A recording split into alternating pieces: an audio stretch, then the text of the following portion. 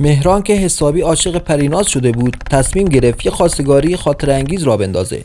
یه روز عصر پریناز رو به یک کافه دنج دعوت کرد، همونجا که اولین بار همدیگه رو دیده بودن.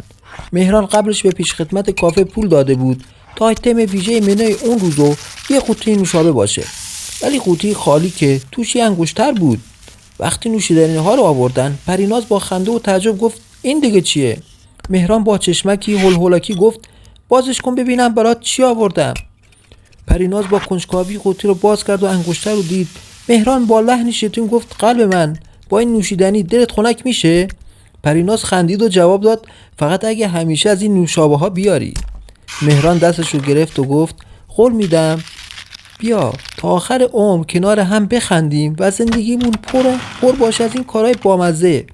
و رفتن که با هم یه دست شطرنج خشن بزنن.